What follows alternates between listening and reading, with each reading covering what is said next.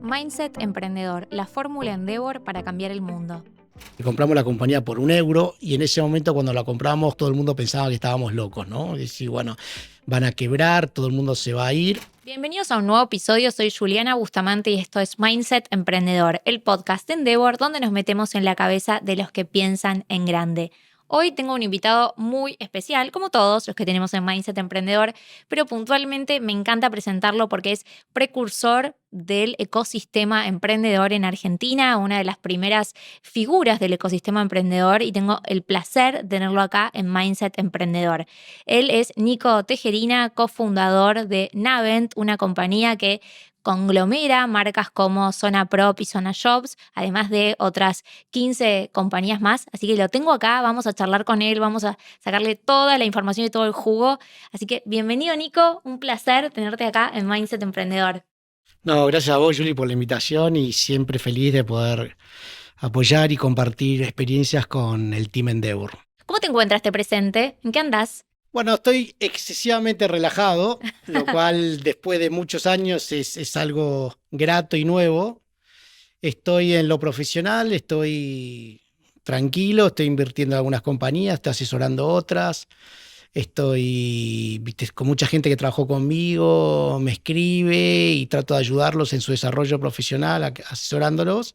Y en el plano personal, disfrutando de la familia, así que no me puedo quejar. No te puedes quejar, un buen presente Muy estás bueno, sí, teniendo. ¿Y muy te bueno. pasa eso de que, tengo ganas de volver a emprender, me está picando ese bichito?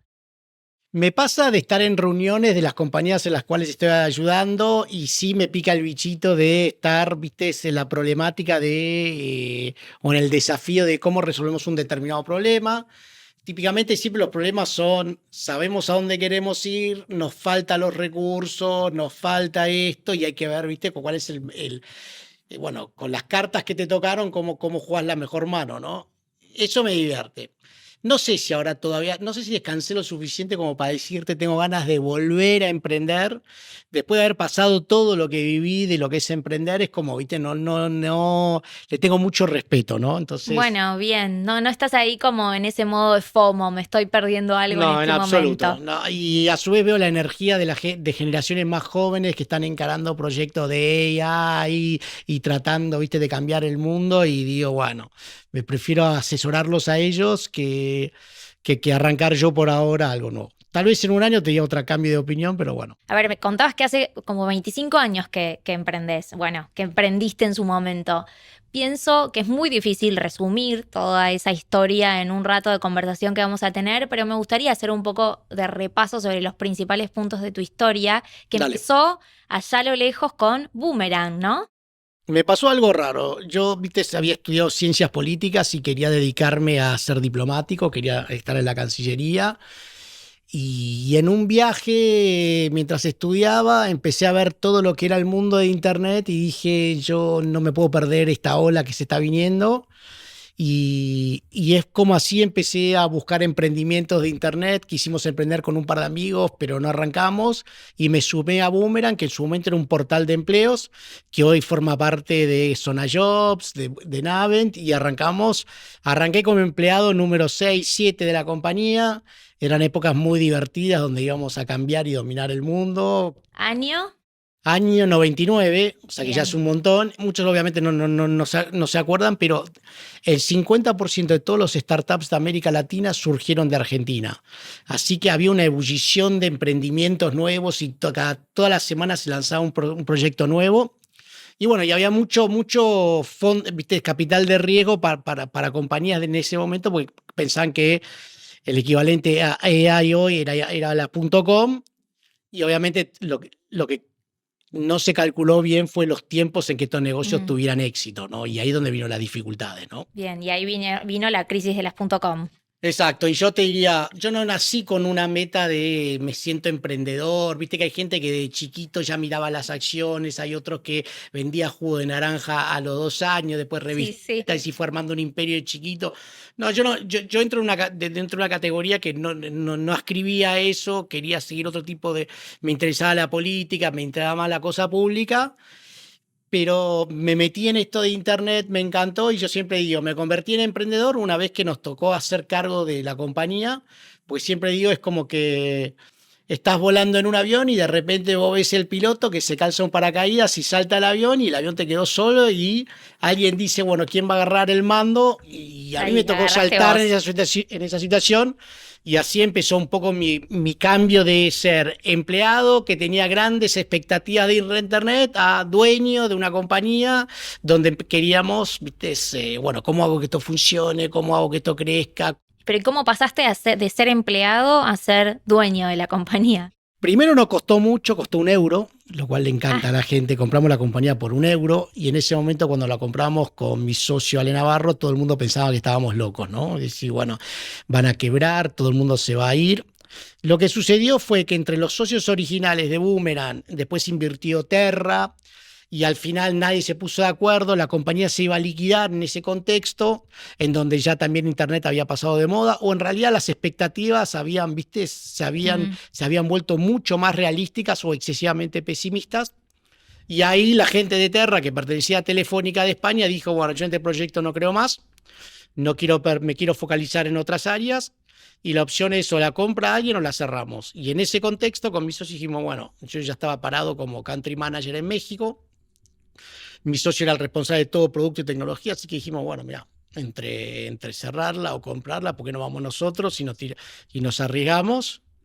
Nos fuimos a Madrid y nos sentamos con, te imaginas, nosotros yo tenía 27 años, iba con una mochilita, no tenía un peso, partido por la mitad.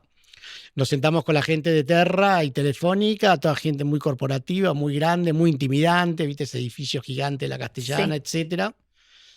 Y después de arduas negociaciones nos quedamos con la compañía. Tuvimos que pagar 1 euro, el mejor deal, el mejor deal, y nos fuimos a casa, viste, con un miedo terrible diciendo, bueno, ¿qué hicimos? claro. ¿No? Y ahora hay que funcionar. Era una compañía que no, que perdía dinero, que siempre había estado apoyada por inversores, y ahora había que hacerla funcionar solos, donde, viste, mi capital de trabajo era mi sueldo en su momento. En ese momento fue una época bastante dura porque tocaba un feriado y era un día que no se vendía y yo sufría con eso, te tocaba Semana Santa y vos decís, uy, ¿cómo llegas a pagar los sueldos? Todas esas problemáticas que mucha gente que está empezando me entiende, ¿no?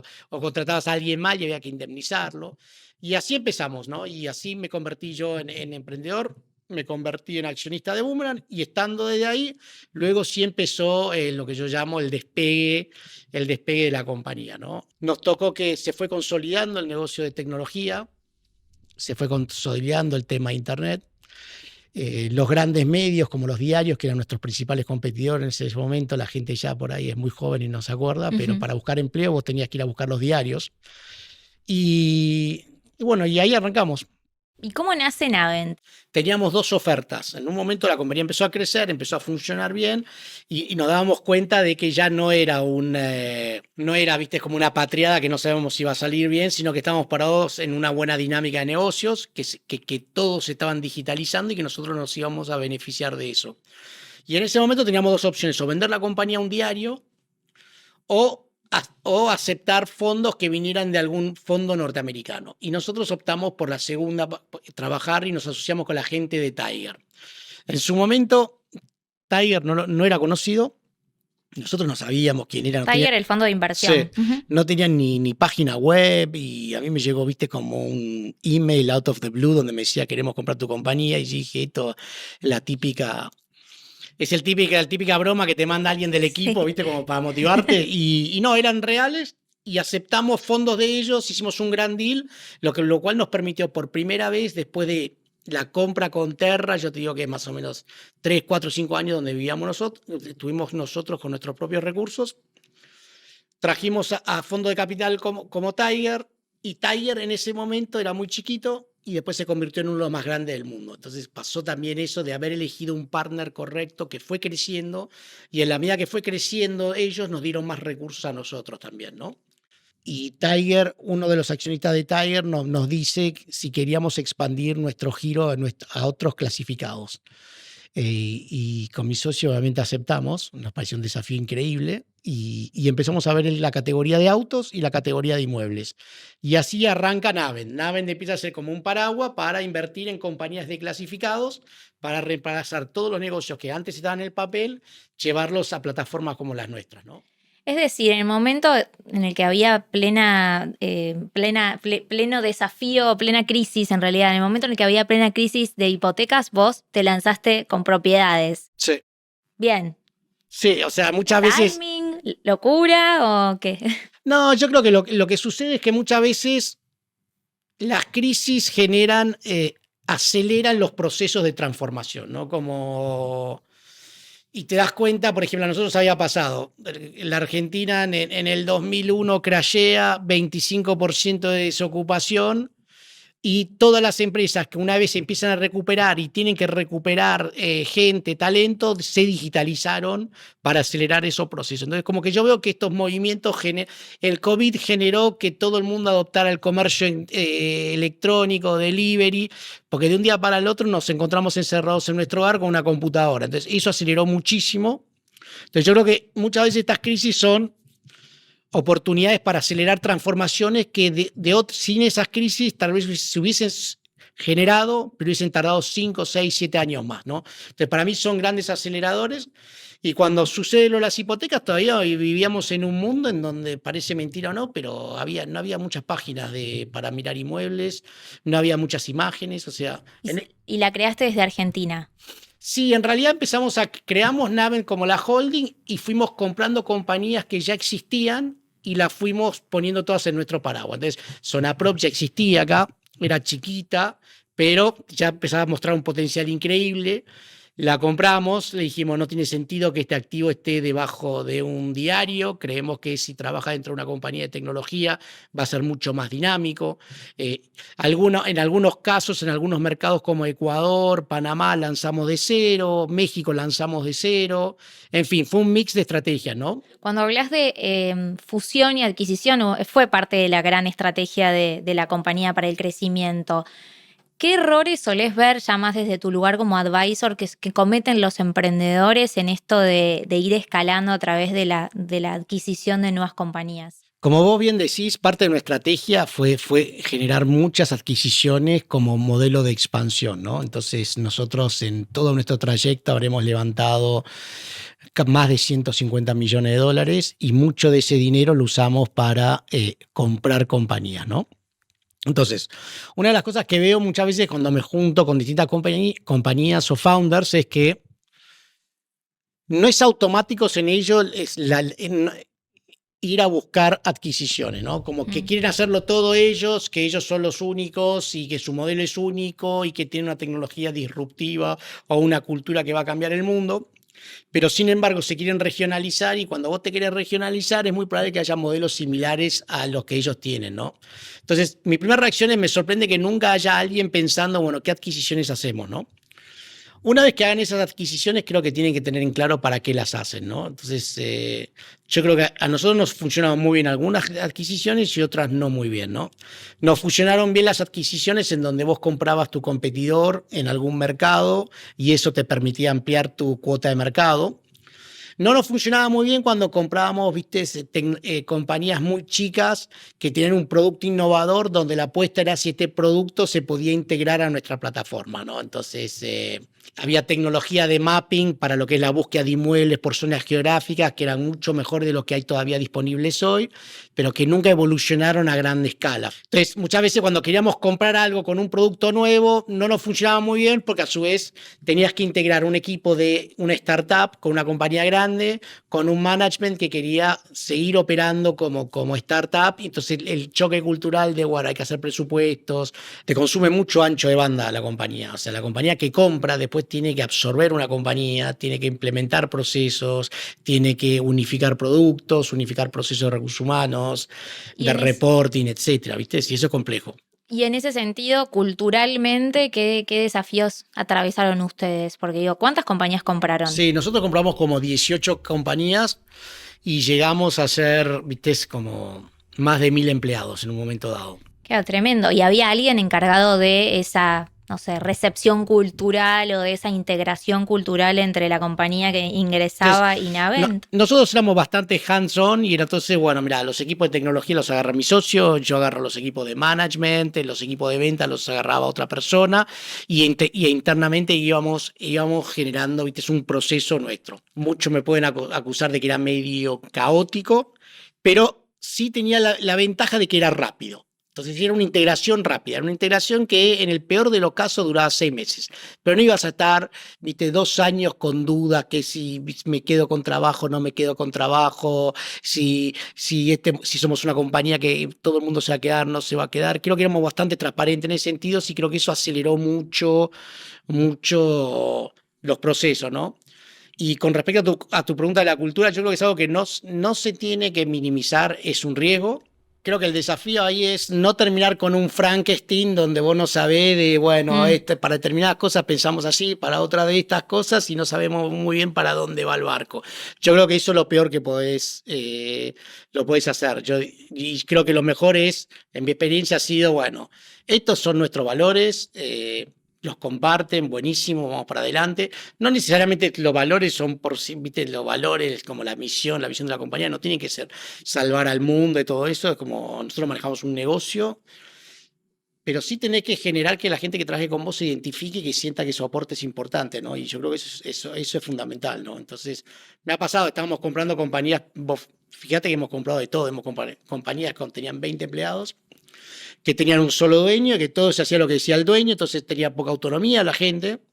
Hemos comprado compañías muy grandes en donde, viste, los valores instalados habían venido del diario o de la compañía estratégica que era dueño, y esos valores nosotros no necesariamente comulgábamos con eso, ¿no? Entonces, y esos valores también se transmiten, por ejemplo, mucho en cómo se le paga a la gente, ¿no? Entonces, nosotros éramos una cultura más orientada hacia ¿viste? Había mucho de ventas, entonces había mucha compensación atado a los resultados de ventas que la gente generaba. Y en otras culturas era más, bueno, no, vamos más hacia un bonus y una compensación. Entonces, ahí empiezas a ver temas como cultura se traduce a visiones de cómo acomodar las cosas. Como para poner en contexto qué tipo de compañía es Navent. ¿Cuántos empleados llegaron a tener y hoy, más allá de que hoy estás fuera de la operación, pero en cuántos mercados está? Navent es como una marca que solo la conocen los que están en el medio de tecnología, es como decir Unilever o Procter, son marcas que son, viste, corporativas y que debajo tienen, yo lo llamo, un portafolio de compañías. Nosotros, Navent era básicamente, tenía 2 grandes negocios, lo que era búsqueda de empleos y búsqueda de inmuebles. Entonces ayudábamos a las personas a buscar empleo y ayudábamos a las personas a buscar inmuebles. Y en función de eso lo que tuvimos fueron marcas locales en cada país. ¿Por qué? Porque la búsqueda de empleo o la búsqueda de inmuebles es algo muy local, ¿no? Bueno, no existían plataformas. Ahora tal vez sí, con la pandemia, etcétera, pero si vos buscabas trabajo, si no tenías permiso de trabajo, no tenías N cantidad de cosas, no podías trabajar en donde vos quisieras. Y lo mismo con los inmuebles. A vos no te da lo mismo buscar un inmueble ojalá que sí, pero no te da lo mismo buscar en Palermo que en Nueva York, ¿no? Total, no.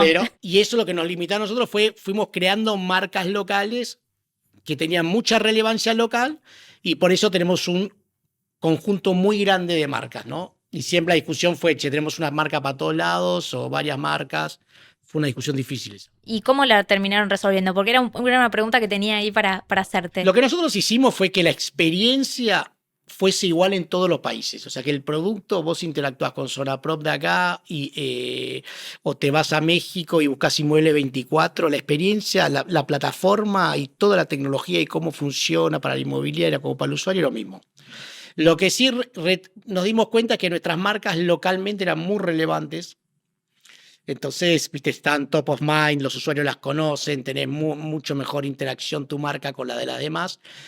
Y cambiar el nombre para buscar una era complejo, primero, en un mundo donde hay todos los dominios están tomados y parqueados, y a su vez no nos quedaba en claro cuál era el beneficio, ¿no? Por ahí el beneficio sirve para darle más relevancia a las apps, sirve para darle más relevancia a otra plataforma, entonces optamos por, viste, generar un cambio de marca para que sea global requiere una inversión muy fuerte también. Entonces, en ese momento siempre teníamos opciones de inversión diferentes y optamos por ese camino. Además, ¿en cuántos países están?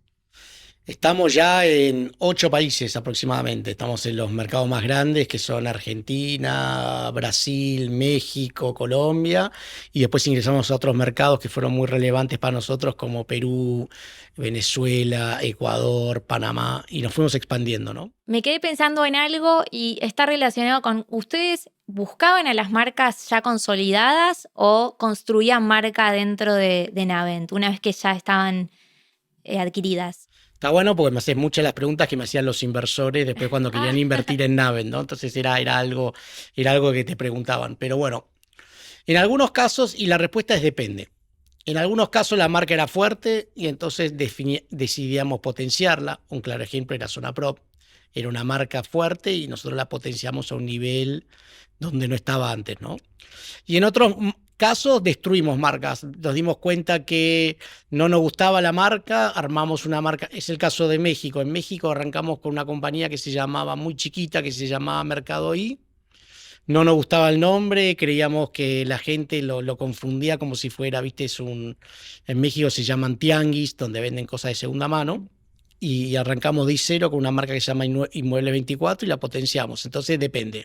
Sí, lo que te digo es que nosotros teníamos una visión muy clara de que en el negocio de clasificados, potenciar las marcas era clave. ¿Por qué? Porque no todo el mundo todo el tiempo está buscando un empleo o una casa o un auto. Entonces, típicamente el 10% de la población en cualquier momento está buscando algo de esas tres cosas, entonces hay que ser muy estratégico con la marca y la gente tiene que tener presente cuando diga, bueno, y si voy a buscar un inmueble, ¿dónde voy? Ah, Zona Prop. Sí, tenés que estar en el top of mind Exacto. de esas personas. Sí. Bien. Y el top of mind requiere un juego de branding y de performance. Bien, ¿y ahí trabajaban con alguien externo o tenían equipo interno para hacerlo? Teníamos un equipo interno que en los presupuestos lo hacíamos nosotros y después contratabas algunas agencias creativas que nos ejecutaran las campañas y era más elegir, ¿no? Mi consejo es cuando sos chico, uno quiere sobrecentralizar y la comunicación en Argentina es totalmente distinta de la comunicación en Brasil y de la comunicación en México, entonces creo que al principio es mejor ser muy locales y ser percibidos como muy locales en los distintos países. Entonces trabajar, viste, por más que sea un dolor de cabeza logística al principio, creo que es mejor cuando vas construyendo la marca, trabajar con gente local, con expresiones locales. Y después sí, cuando ya sos conocido, tal vez buscar una agencia para todo el continente que pueda adaptar los mensajes, ¿no? Y algo así que te acuerdes que dijiste, acá, no sé, la cagué o acá me fue bien. Sí, creo que hicimos una publicidad que en Argentina era divertidísima y en México nos odiaban. Entonces no parece, viste, la gente decía, no entiendes tu humor, no. Claro. Nos putearon, estaban traducidos a un castellano neutro, era horroroso y eso marcó el camino para nosotros decir, bueno, mira, basta de esto.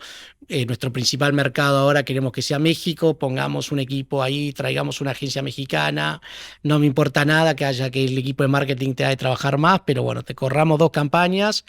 Y a su vez también creo que es muy importante cuando manejás distintos países entender que el grado de desarrollo de la marca en cada país puede ser distinto, ¿no? Entonces, vos podés ser líder absoluto en Argentina, entonces te comunicás de una determinada manera, pero si vos sos una marca que sos un retador que está empezando en otro mercado, tal vez tenés que ser más disruptivo. Entonces, no sé. En algunos países con el humor jugamos mucho más al fleje que en otros, dependiendo de que con el poco presupuesto quisiéramos ser recordados o no, ¿no? Y me quedé pensando un poco en esto que hablabas de los distintos mercados. México y Brasil suelen ser uno de los mercados más elegidos por los emprendedores argentinos cuando desembarcan. Y algo que vimos bastante en Endeavor es, bueno, hay emprendedores que se lanzan en Brasil como si fuera un copy-paste, un poco lo que hablábamos hoy, ¿no? De Argentina haciendo traducciones en portugués. Claro. ¿Qué es lo que viste vos en este tiempo? Hay muchas cosas que cambiaron para mí, ¿no? O sea, cuando nosotros arrancamos el negocio, hace 25 años, wow, es un montón, la penetración de Internet era el 3%, o sea, 3% de la gente tenía Internet, no era nada. Entonces nos obligaba, la única manera de juntar números era juntar el 3% acá, más el 3% de Brasil, más el 2% de México, y juntaba tal vez un 5% y un número significativo. Hoy la pregunta que siempre le hago a los founders es, primero, ¿para qué te querés ir a otro país? Porque si tu driver es que no, porque la compañía va a valer más y me van a comprar, qué sé yo, me parece que no es bueno, ¿viste? No es como justificativo. Hay algunas compañías que sí, por ejemplo, tienen sinergias y otras no. Entonces, por ejemplo, si yo soy una compañía financiera, es muy probable que las leyes financieras de la Argentina sean totalmente distintas a las brasileras y totalmente distintas a las mexicanas, con regulaciones diferentes y empezarle a agregar distintas capas de complejidad muy, muy... Te voy a decir, che, ¿te querés lanzar a esto antes de probar que tu modelo de negocios funcione en un determinado país? Asumiendo que todo sea escalable, nuestro negocio era recontra escalable, la misma tecnología, el mismo producto en cada país y era básicamente una plataforma de anuncios, ¿no? Entonces es como Google, Google es lo mismo en todos los países, entonces es totalmente expandible.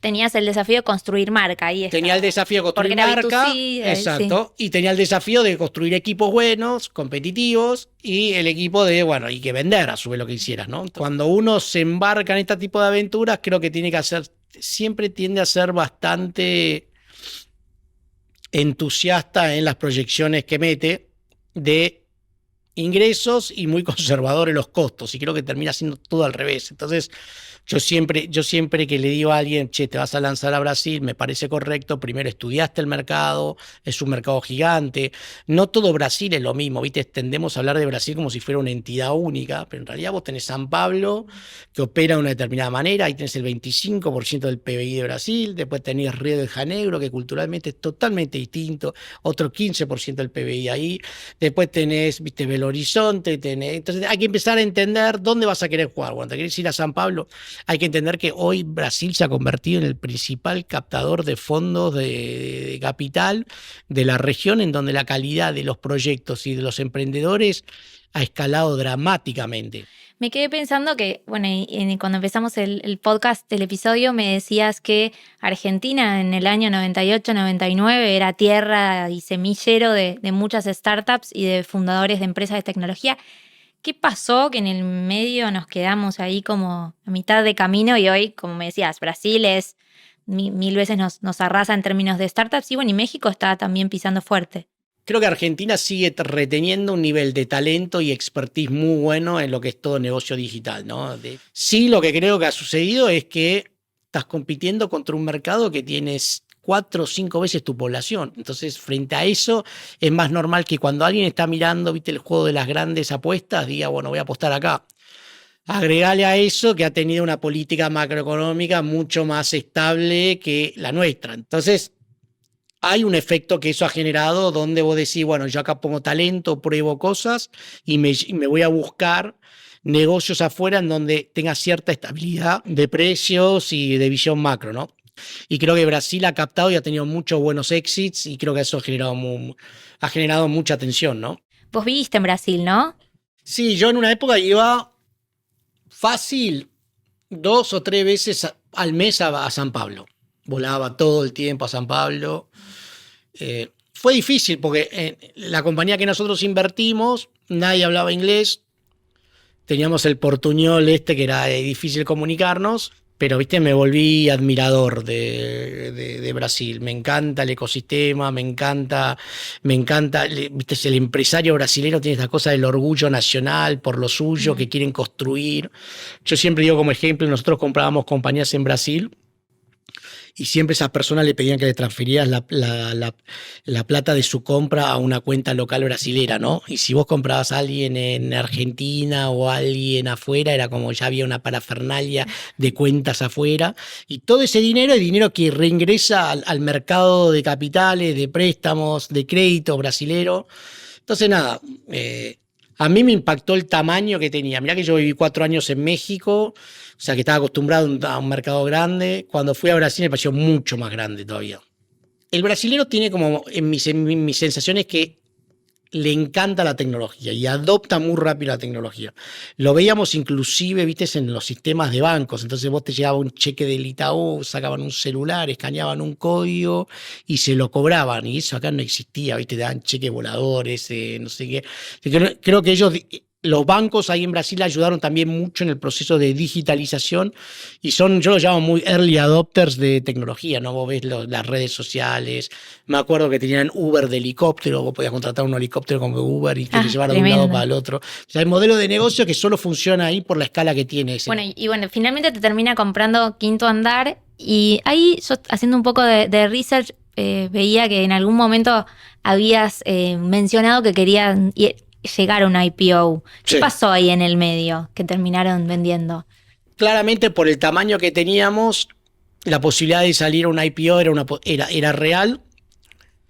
Empezamos a evaluar el camino y tiene muchos pros y muchos contras, ¿no? Contras es que nosotros íbamos a estar reportando quarter tras quarter a los mercados. Si vos tenías un negocio que tal vez sufría con los vaivenes macroeconómicos y no podía trasladar a los precios eso automáticamente, íbamos a tener que explicar resultados difíciles al mercado. Entonces, por ejemplo, si Argentina devaluó un 100% de un mes al otro, se nos caen todos los revenues y cómo explicamos eso, ¿no? Entonces, esos eran los contras. Los pros es que accedes a capitales, accedes a poder ampliar más la compañía, empezás a tener una compañía que pueda comprar otras compañías intercambiando acciones que son que son líquidas para los que las reciben, ¿no? Porque de nada te sirve recibir acciones de una compañía que después nunca las puedo vender. Y lo que surgió en ese proceso es que también aparecieron interesados, típicamente los bancos corren un proceso en donde quieren empezar a prepararte para el IPO, pero también contactan a potenciales estratégicos. Y ahí surgió, viste, Quinto Andar, han creado una compañía increíble con un gran producto, en donde han digitalizado por completo el proceso de alquiler. Si vos querés en Brasil, ni siquiera hace falta que vayas a visitar el departamento. Lo mirás online, firmás el contrato online, te dan la garantía online y viste, no tenés que pagar garantías porque te lo asegura Quinto Andar. Espectacular. Es increíble. Y todo lo haces desde tu app y vos vas y entras al departamento. Entonces no es como la experiencia en otros mercados, en donde, bueno, vamos a verlo 3 veces, le tengo que dejar una garantía en dinero a una inmobiliaria, después tal vez no me la acepte. Y en ese camino, Quinto Andar, que ya se perfilaba como una gran compañía de producto de real estate, quería expandirse regionalmente. Se enteró de que nuestros accionistas estaban buscando una salida a través de un IPO o empezar un proceso y nos contactaron. Y bueno, y ahí, viste, me senté con el CEO de ellos, Gabriel, y básicamente había mucha coincidencia en lo que queríamos construir a largo plazo. Y yo sentía que era un gran camino para darle liquidez a los accionistas y a la gente que se quería quedar, darles un camino de desarrollo profesional, viste, que los hiciera orgullosos. Para que te des una idea, nosotros éramos 1.000 empleados y ellos eran como 6.000. Entonces era grande la compañía. Sí, enorme ya. Entonces, yo creo que Quinto Andar, sin lugar a dudas, va a ser público, ¿viste? A futuro. Lo digo esto sin conocimiento de causa y ya como ex empleado, pero creo que por el tamaño que tiene, por lo relevante que es tanto en Brasil y en América Latina. Entonces surgió esto. Nosotros, dado la posición que nosotros teníamos en Argentina, en México y con otros mercados, Quinto Andar vio la oportunidad de expandir. Primero querían meterse en el negocio de clasificados. Ellos dependían mucho de los clasificados, pues básicamente es la audiencia que va a ver sus departamentos y de ahí ingresan a su sistema. Entonces éramos como su puerta de entrada de la audiencia. Y después van a poder replicar lo que están haciendo de vender o alquilar departamentos o financiamiento para hipotecas o garantías. Van a expandirlo a negocios en México, Argentina, etc. ¿Cuántos años estuviste dentro de la compañía una vez que fueron adquiridos? Por contrato tenía que quedarme 1 año y me quedé 3. Me quedé 3 porque me encantaba el equipo de Quinto Andar, me divertía con ellos, aprendía cosas nuevas, aprendía un nuevo negocio, estuve ahí divirtiéndome un buen rato y sentí que como era también una transición grande, era una compra grande y había mucha gente involucrada, sentía que estando ahí ayudaba más a explicar el rol de nuestro modelo de negocio dentro de esta gran compañía. Y así que estuve mucho más de todo lo que el mundo pensó, porque la gente me decía, bueno, ya seguro te vas, y estuve 3 años, así que bastante. Te quedaste más del tiempo estipulado, además. Sí, o sea, que lo cual, que en mi caso era indicativo que la estaba pasando bien y que estaba estimulado intelectualmente por el desafío que estábamos haciendo. No, bueno, me ha pasado charlar con otros emprendedores que me decían, llegué arañando a los 2 años. tenía ganas de irme a hacer otra cosa, no me banqué mucho la cultura o la integración fue difícil para mí, que nunca tuve un jefe.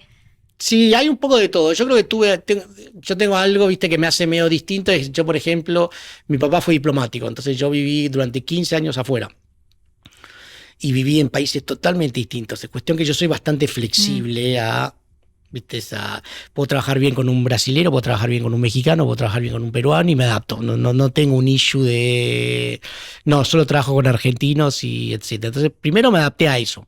Me llevé muy bien con los equipos brasileños y los cambios me divertían, o sea que me divertía ese rock and roll. Sí entiendo lo que sufre un fundador cuando vende, que deja de ser el dueño y tiene que empezar a trabajar.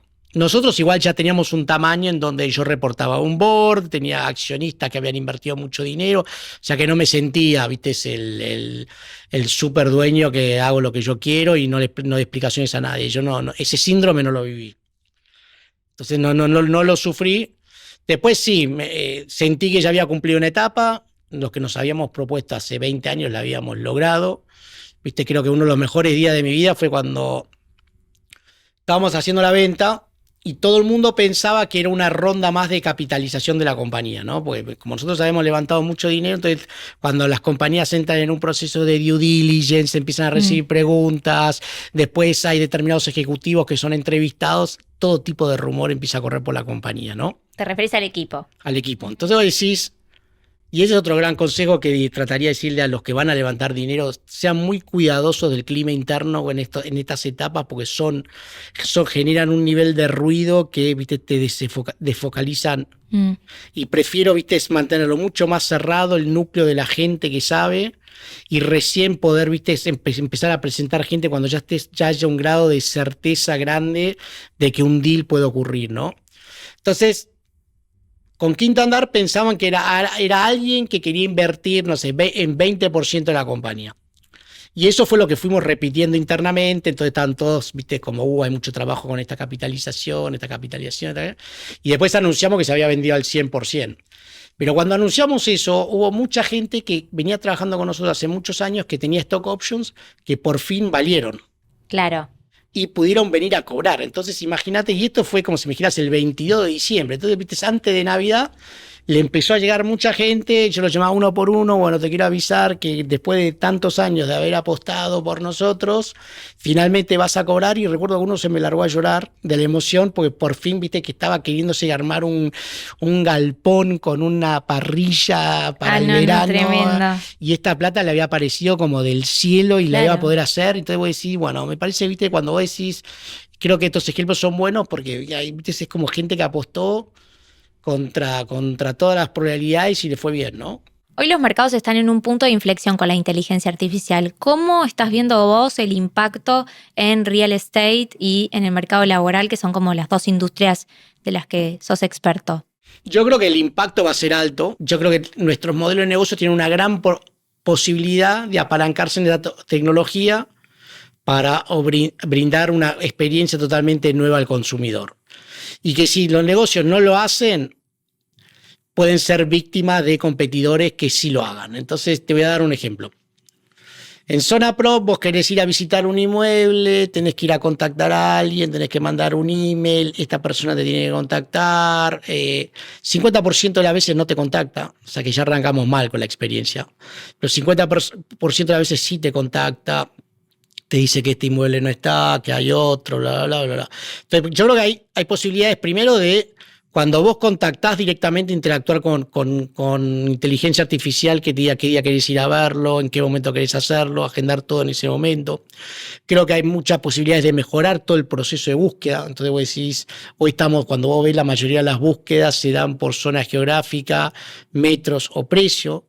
Hay pocas expresiones de búsqueda tipo, bueno, yo quiero un living grande con luz. Estoy justo en ese proceso, sí, te digo que sí, hay pocas. Casi es horroroso, no hay. Es difícil. Creo que hoy en día lo que hay es todos estos sistemas, ¿viste?, de large language models, permite adaptar los buscadores y que esas cosas se empiecen a dar. Creo que eso es muy bueno. y creo que va a actualizar mucho. Para lo que es el negocio de empleo, yo creo que va a ayudar mucho el tema de cómo armar tus currículums, cómo presentarte, cómo ayudar a las compañías a detectar mejores talentos. Entonces yo creo que la inteligencia artificial ahí puede ayudar mucho a, bueno, a identificar qué tipo de personas funcionan o no, a proyectar, viste, con los currículums, etc. Creo que no van a reemplazar al ser humano. No, en una inmobiliaria tampoco va a reemplazar al broker, pero sí lo va a ser mucho más eficientes a los brokers en términos de cómo administrar su día a día con los usuarios, ¿no? Bien, bien, bien, está bueno.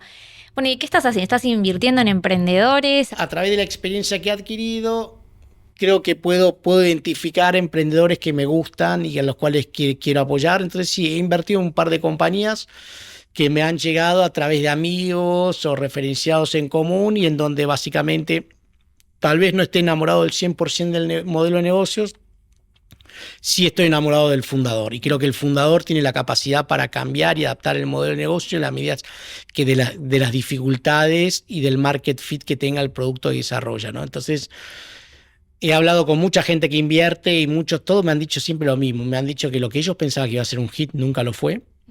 Y lo que pensaban que, bueno, me gusta, pero no me enamora, terminó siendo, viste, wow. Creo que para mí, dentro de eso, me divierte invertir en gente que tenga un drive claro y que no, viste, que no esté buscando o el dinero o la fama, sino que tenga una curiosidad genuina, viste, por resolver un problema, ¿no? Y que le apasione resolver ese problema. Entonces, por ejemplo, estoy invirtiendo en una compañía que le divierte digitalizar todo el proceso de facturas de proveedores que reciben las pymes en la Argentina.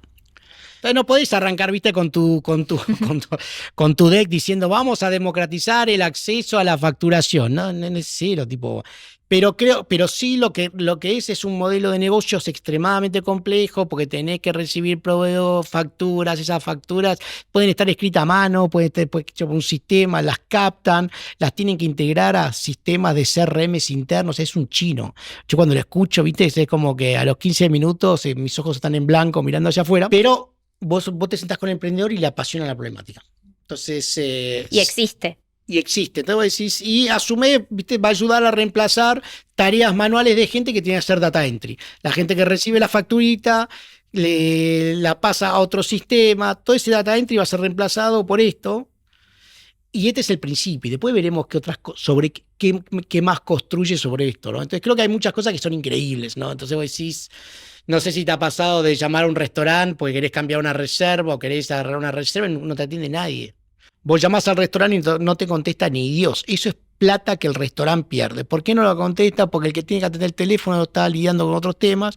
Entonces habrán puesto AI para que eso directamente siempre te atienda a alguien, graba todas las conversaciones y en función de eso empiezas a entender por qué perdiste negocio, por qué no perdiste negocio, qué es lo que te está preguntando la gente. Che, quiero más lugares en la barra, quiero más lugares en el patio de afuera, necesito un menú vegano, necesito algo para celíaco. Todo eso, toda esa data que queda perdida, ¿viste? Es como, yo creo que hay muchas cosas divertidas dando vuelta.